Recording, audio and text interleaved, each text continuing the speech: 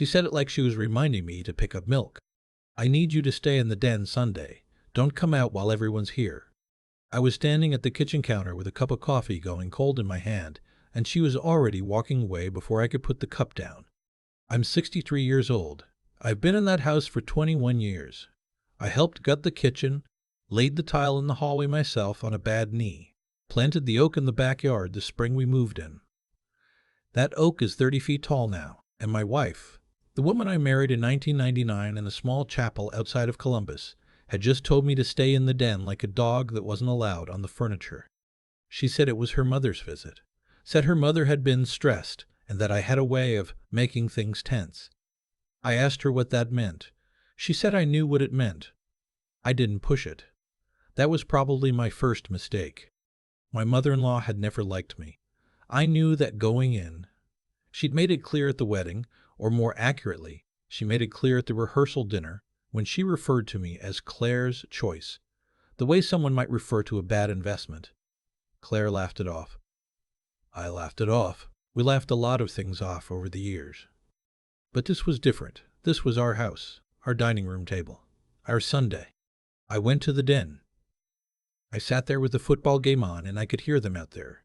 Claire, her mother, her sister, some cousins I barely knew, laughing, silverware on plates, the smell of pot roast coming through the door. Someone had brought a pecan pie. I could smell that too. I want to be honest about how that felt, because I think some people might say, well, it's just one Sunday, let it go. But when you're 63 and you've been quietly letting things go for most of your marriage, one Sunday starts to feel like a summary, like a verdict. I ate a turkey sandwich in the den and watched the second half with the volume low so I wouldn't disturb anyone. The next morning, Claire went to church. I stayed home the way I usually do. I made eggs, fed the dog, read the paper. Around 10 a.m., I got a call from my bank. I almost didn't answer. It was a number I didn't recognize at first, and I'm at the age where I've learned to be suspicious of unknown numbers. But something made me pick up. The woman on the line was from the fraud department. She asked if I'd recently tried to open a home equity line of credit. I said no. She asked if I'd authorized anyone to add a secondary borrower to my account. I said absolutely not. She told me that someone had walked into a branch in Westerville, which is 40 minutes from where we live, with a packet of documents that included my name, my social security number, my signature, and a copy of my driver's license. They were attempting to open a HELOC against the equity in our home. The request had been flagged because the contact phone number on the application wasn't mine. Some detail didn't match a record on file. She said the branch manager had put it on hold, pending verification. I sat down at the kitchen table. The eggs I'd made were still on the stove. I asked her how much they were trying to borrow. She said the application was for $80,000. I need you to understand that I didn't yell. I didn't panic. I went very still in the way that I've learned. I go still when something very bad is happening, and I asked her what I needed to do. She walked me through it. I needed to come in, verify my identity, flag the documents as fraudulent, and file a formal dispute. She recommended I also contact the 3 credit bureaus and put a freeze on my credit. She gave me the name of the branch manager to ask for. I thanked her. I hung up. I sat there for a moment and looked out the window at the backyard. At the oak tree. Claire wasn't home. I didn't call her. I drove to the bank. The branch manager was a quiet, careful man named, I'll just call him the manager, and he showed me the documents. He couldn't let me keep them, but he let me look. I looked at my signature on the application and felt something cold move through me, because it was close. It wasn't perfect, but it was practiced. Whoever had signed that had spent time on it. My driver's license number was there, my social, my date of birth, the home address, everything. The manager told me very carefully that he couldn't speculate on who had done this, but he told me that whoever it was had known quite a lot about me. He said that as a matter of fact, not implication. I drove home. I called my attorney. He's a man I've known for 15 years. We used to golf together before his hip went bad, and he picked up on the second ring, and I told him what happened. He told me to freeze my credit immediately, not to discuss it with anyone until we talked in person, and to document everything, starting right now. He said he'd clear time on Tuesday. I didn't call Claire. I froze my credit with all 3 bureaus, Equifax, Experian, TransUnion. I did it online sitting at my own kitchen table in the house I'd lived in for 21 years. Then I went and checked our joint accounts, checking, savings, the investment account we'd opened when I retired from the firm. Everything looked untouched. Whoever this was had been going after the house. $80,000 in equity. That's what they thought they could get. Claire came home around noon. She put her purse on the counter and asked if I'd eaten. I said yes. She asked how the morning was. I said fine. She started making herself lunch, and we had one of those conversations that married people have, where everything sounds normal and nothing is. I did not tell her what had happened. I know some people will say that was wrong. Maybe it was, but I'd spent the previous afternoon in the den eating a turkey sandwich, while my wife's family ate pot roast 20 feet away. I was not feeling generous with information. That night I lay awake going through it. The signature. The documents. Someone had my driver's license number. Someone had my social security number. I keep that information in a locked drawer in my home office. A real lock, not just a desk drawer. I bought that filing cabinet when I started at the firm in 1987, and it has a key I keep on a ring I keep in my coat pocket. I know exactly where it is at all times. Always have. I got up at 3 in the morning and went to check the filing cabinet. The lock showed faint scratches around the keyhole. They were small. You'd miss them if you weren't looking. I'd cleaned that cabinet with a cloth about 6 weeks earlier. I'm methodical like that, and there were no scratches then. I went back to bed, and I did not sleep. Tuesday morning, I went to see my attorney. He'd done some preliminary checking. He told me that while he couldn't confirm the identity of who had filed the documents, the timing of the application was notable. It had been filed on a Thursday. My mother-in-law had arrived at our house the previous Wednesday for what Claire had told me was a short visit. She'd stayed through Sunday. The Sunday of the den. I look at him. He looked at me. He didn't say anything else on that subject. We talked about my options. He said that whoever had done this had committed bank fraud and identity theft, both of which are federal offenses. He said that if it went to prosecution, the penalties were serious. He used the word serious in a way that a careful man uses it, without drama, which makes it heavier. He told me I should speak to law enforcement. I told him I'd think about it. I drove home a different way than usual. Through the older part of town, past the hardware store where I used to buy supplies when I was renovating the kitchen, past the church where Claire and I had gone when we first moved here, and believed in fresh starts. I took the long way, because I needed to think. The thing you have to understand is that this wasn't the first time. 8 months earlier, I'd noticed a charge on one of our credit cards that I didn't recognize. A furniture store in Gahanna, $1,200. I'd brought it up and Claire said she'd returned something and hadn't told me and it would be refunded. It was refunded 3 weeks later. I let it go. 6 months before that, I'd found a letter from a financial services company I didn't recognize, addressed to me, opened, with a note in Claire's handwriting that said junk, already handled. I asked about it. She said it was a solicitation and she'd dealt with it. I let it go. I'd been letting things go for a very long time. I called my daughter that evening. She lives in Pittsburgh with her husband and their 2 kids. She's the practical one in the family, always has been. She got that from me, or at least I like to think so. I didn't tell her everything. I didn't want to frighten her, and I didn't want to say things I couldn't take back. But I told her I was dealing with a situation and might need to make some changes soon. She asked if I was okay.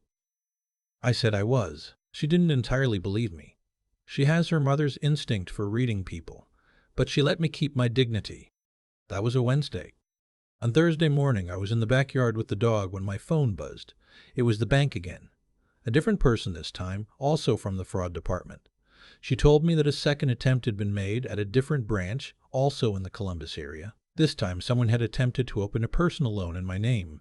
$10,000. Also flagged, also on hold. 2 attempts in 4 days. I thanked her. I hung up. I called my attorney from the backyard while the dog ran circles around the oak tree, and the morning was absolutely quiet and ordinary in every other way. He said it was time to contact law enforcement. I agreed. We filed a report with the local police, and my attorney filed a separate referral with the FBI's Financial Crimes Unit. since at least one of the attempts had crossed county lines and federal identity theft statutes applied. I want to be clear about this, because some people in my position might hesitate, might want to handle it privately, might worry about family. I'm 63. I've worked for everything I have. I planted that tree. I'm not handling this privately. I still had not told Claire. I want to explain that choice, because it might seem cruel or calculating, and I don't think it was either of those things. The truth is, I didn't know yet how much she knew, and I wasn't going to hand her information she could use to protect herself or anyone else until I understood her role in it. She might have been completely innocent. She might have had no idea. I held on to that possibility the way you hold on to something when you're not sure it's real. On Friday evening, we ate dinner together. I made pasta. I'm a decent cook, always have been, and we sat at that same table where a week before I hadn't been allowed to sit. We talked about ordinary things. The dog's vet appointment. Whether to replace the gutters before winter. I watched her hands when she talked, the way I always have. She has her mother's hands. Saturday morning, I was at my computer when my attorney called. He'd received preliminary information from the bank's fraud investigation. The documents filed in both applications had included a copy of my driver's license. The copy had been made from the original. Not a photograph, not a scan, but a physical photocopy of the card itself. Which meant someone had physically handled my license. My wallet stays in my coat pocket. My coat hangs in the front closet. I don't lose things. I have never lost my wallet in 40 years of carrying one. But someone who lived in my house would have access to my coat. I sat with that for a long time. Sunday came, 1 week exactly from the Sunday of the den. I was in the backyard in the early morning, coffee in hand, watching the light come through the oak tree the way it does in October. This particular slanted golden light that I've always thought is one of the genuinely beautiful things about living in Ohio in autumn. I'd made my decision. My phone rang at 9:47 in the morning. It was Claire. She was calling from inside the house. I saw through the kitchen window that she was at the counter, and she sounded like a different person than the woman I'd had pasta with 2 nights earlier. Her voice was tight and high, and I could hear her trying to control it. She said her mother had been contacted by the police. I said, "Is that so?" She said there was some kind of misunderstanding. She said her mother had never meant there was a pause here, long enough to matter, had never meant for things to go this far. I stood in the backyard next to the oak tree I'd planted 21 years ago, and I let the silence sit between us. She said, "Nathan, we need to talk about this." That was the first time she'd used my name in that conversation. It struck me as significant. I said I'd referred everything to my attorney and that she should have her own attorney reach out to mine. She was quiet for a moment. Then she asked if I was serious. I said yes. She said, "You're making this into something it isn't." I said I'd make the dog's vet appointment on Monday, and that I hoped she had a good rest of her Sunday. I went inside. I poured the rest of my coffee into the sink. I called my daughter, and this time I told her everything. She was quiet through most of it, the way she is when she's processing something she doesn't want to be real. At the end, she asked me what I needed. I told her I might need to stay with them for a few weeks while I sorted some things out. She said, of course. Her husband got on the phone and said there was a room ready whenever I needed it. I've always liked her husband. I packed 2 bags that afternoon. Clothes, documents, the things that matter. I took my filing cabinet key off my keyring and put it in my wallet. I put my wallet in my coat pocket. I put my coat on. I walked through the house the way you walk through a place when you're trying to decide how you feel about leaving it. Through the kitchen I'd renovated, past the tile in the hallway I'd laid on a bad knee, through the front room where Claire and I had sat up late 100 times over the years, talking about everything and nothing. It was a good house. It had been a good life in most of the ways that mattered. I took one last look at the backyard through the kitchen window. The oak tree was enormous, exactly when it was supposed to be. Then I got in my car and drove to Pittsburgh. My mother-in-law was formally charged 8 weeks later. The FBI investigation established that she had accessed my documents on multiple occasions during her visits, using a copy of the filing cabinet key she'd had made. She'd apparently borrowed my key during an earlier visit, taken it to a hardware store, and returned it the same day. The applications had been her plan, not Claire's. Claire had known something was being planned. had allowed the Sunday gathering to serve as cover, had sent me to the den. That was the line she'd crossed, and it was enough of one. My attorney handled the divorce filing. I didn't have to speak to Claire directly after that Sunday morning call. I heard through my daughter that she'd moved back in with her mother while her mother dealt with the legal process. I found that fitting in a way I won't pretend isn't satisfying. My daughter and son-in-law let me use the guest room for 6 weeks. I helped with the grandkids in the morning before school and cooked dinner on Thursdays and had more peace in that house in 6 weeks than I'd had in years. I'm back in Ohio now, in an apartment in a part of Columbus I've always liked. It's smaller than the house, which surprised me by feeling like a relief. I have a dog, a reasonable landlord, and a kitchen window that looks out at a courtyard, where there's a maple tree that turns a particularly good color in October. I was on the phone with a friend last week. We go back 30 years. And he asked me if I was angry. I thought about it honestly before I answered. I told him I think what I mostly feel is clear. Not happy exactly, not happy the way I used to think I was happy, but clear. Like something that had been blurred for a long time, finally came into focus, even if what it showed wasn't what I would have chosen. He said that sounded like the most 63-year-old thing he'd ever heard. I told him he'd understand when he got there. There's something I've thought about a lot since all of this happened. The way things that go wrong in a marriage rarely go wrong all at once. It's slower than that. It's a Tuesday where something feels slightly off. It's a charge on a credit card that gets explained away. It's a key that goes missing for a few hours on a visit and comes back and you think nothing of it. The damage accumulates in increments small enough that you can always find a reason not to address them. And then one Sunday, you're eating a turkey sandwich alone in your own den while your wife's family is 20 feet away and you realize the increments have added up to something.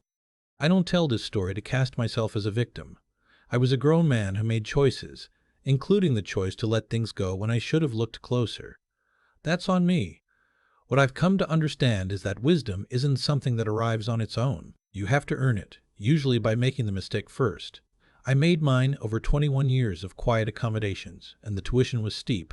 What saved me when it came down to it wasn't anger, it was clarity. When the bank called that Monday morning and told me someone had tried to borrow $80,000 against my home, I didn't fall apart. I went still, and then I moved, methodically, carefully, without broadcasting what I knew. I called my attorney. I froze my credit. I documented everything. I didn't hand anyone a warning. That kind of steadiness isn't something you're born with. It comes from years of learning to think before you react, to separate what you feel from what you need to do. I'm grateful I'd learned it, even if the lesson came hard. There's a word people don't use enough: integrity. Not the version of it that gets put on motivational posters, but the plain mechanical meaning. The state of being whole, undivided, structurally sound. You can tell when something has lost its integrity. A beam that's been compromised looks fine until the weight gets applied. I think marriages can be the same way. And I think people can be too. What got me through this was that somewhere underneath all the years of letting things slide, my own integrity was still intact. I hadn't done anything I needed to hide. I hadn't lied to my attorney, to the bank, to law enforcement, to my daughter. I just told the truth in order to the right people. My mother-in-law made a calculated decision that I was the kind of man who wouldn't push back. Maybe she'd watched me go to the den quietly and thought that told her something about me. Maybe it did once. But there's a difference between choosing peace and having no backbone. I chose peace for a long time. When something genuinely worth protecting was at stake, my finances, my home, my name, I found out I wasn't willing to let that go. I'm in a smaller place now. I sleep better. The maple outside my kitchen window turns a color in October that honestly stops me some mornings. I didn't expect to feel this way.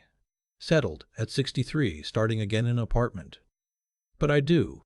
I think that's the part that surprises people when I tell them how this ended. They expect me to be bitter. I'm not. I'm just clear.